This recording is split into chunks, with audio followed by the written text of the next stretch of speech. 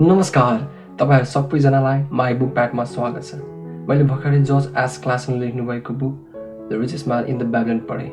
यो बुक सम्भवतः 1920s मा लेखिए पनि सम्पूर्ण फाइनेन्सको बेसिक आइडियाज यहीँबाट सुरुवात भएको थियो, यानि कि बेबिलोनको सहरबाटै भएको थियो।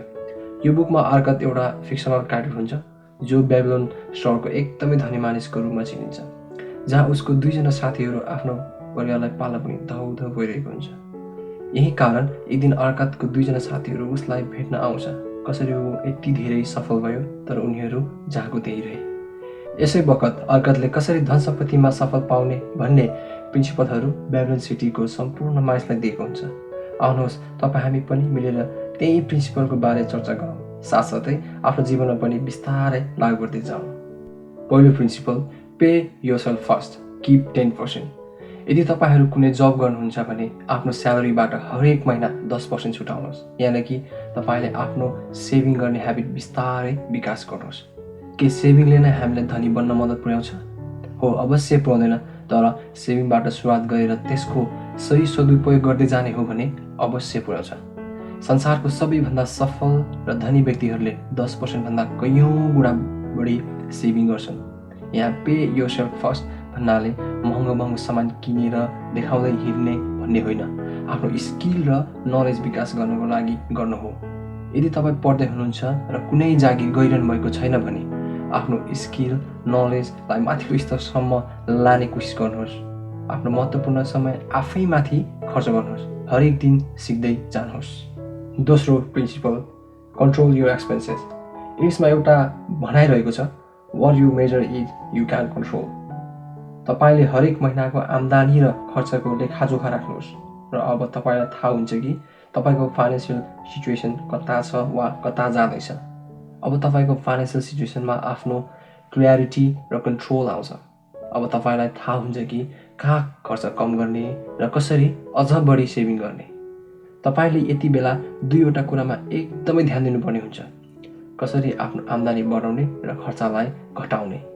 यसरी दुईवटा कुरामा आधारित रहेर आफ्नो हरेक महिनाको बजेट छुट्याउँदा तपाईलाई आफ्नो आर्थिक विषयमा धेरै नै राम्रो मद्दत पुर्याउँछ। तेस्रो प्रिन्सिपल रहेको छ, इन्भेस्टिङ विथ नलेज। इन्भेस्टमेन्ट भन्ने बित्तिकै कहिल्यै पनि रिस्क हुँदैन। रिस्क हुन्छ त तपाईँ या हामी आफै जो बिना नलेज कुनै रिसर्च नगरी र कुनै जानकारी नराखी कुनै कुरामा इन्भेस्टमेन्ट गर्छौँ। संसारमा त्यस्तो कुनै फर्मुला र ठाउँ छैन जहाँ तपाईँ रातारात सफल हुनुहुन्छ। तर बात लट्ठी पर्यो भने के गर्नुहुन्छ? हुनसक्छ, तर भुलिदिउँ लट्रीलाई।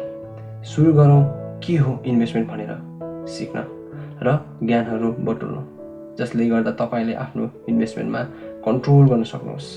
चौथो प्रिन्सिपल रहेको छ, लर्निङ पावर। हामीले नसिक्नु भनेको पछाडि जानु हो। संसार एकदमै तीव्र गतिमा बढिरहेको छ, फाइनेन्सियली त अझ झन् धेरै तीव्र गतिमा।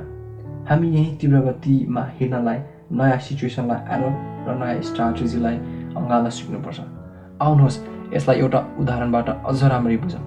रामको एउटा टिभी रिपेयरिङ पसल छ, जहाँ उसले पुरानो स्टाइलको टिभी सिटिआर टिभी मात्र रिपेयरिङ गर्छ। तर अहिले मान्छेहरूको हरेक घरमा स्मार्ट टिभी छ र रामको पसलमा स्मार्ट टिभी रिपेयरिङ गर्न आउने मान्छेहरू बढेछ, तर निराश भई फर्कँदै। यस उदाहरणमा रामले नयाँ सिचुएसन र स्ट्राटेजीलाई अपनाएन र असफल भयो। त्यसैले सिक्न र रिस्क लिन नडराउनुहोस्, सिक्दै समयसँग अगाडि बढ्नुहोस्। पाँचौं प्रिन्सिपल रहेको छ, set of passive income. Investment दुनियाँको महागुरु वारेन बफेटको विश्व प्रसिद्ध भनाइ छ, if you don't find a way to make money while you sleep, you will work until you die. भन्नुको तात्पर्य, तपाईले एउटा यस्तो कामको सिस्टम बनाउनुहोस् जहाँ तपाईँ नहुँदा पनि तपाईको ब्याङ्कमा पैसा आइरहोस्।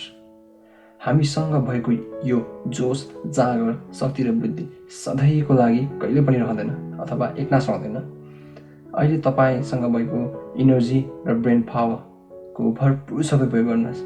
तपाईले बनाउनु भएको सिस्टमले तपाईको लागि काम गरिराखोस्, तपाईको उपस्थितिमा होस् या अनुपस्थितिमा होस्।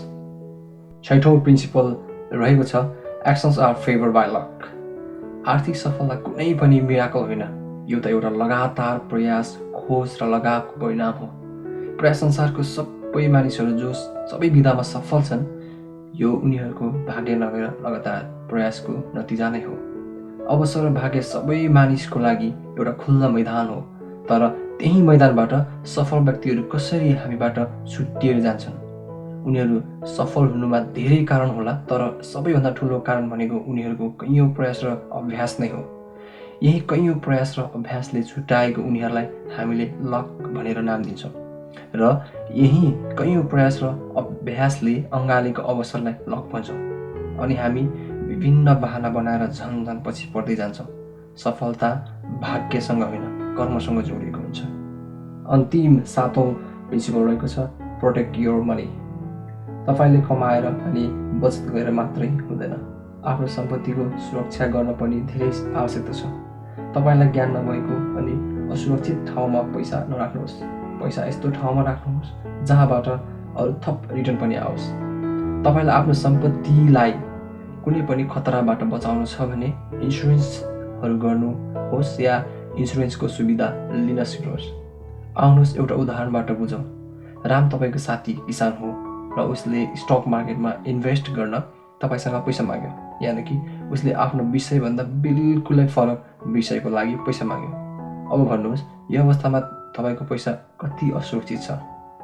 राम आफ्नो विषयमा एक्सपर्ट छ, तर स्टक मार्केटमा बिना ज्ञान इन्भेस्टमेन्ट, यस्तो कुरामा हामीले धेरै नै ध्यान दिनुपर्ने हुन्छ।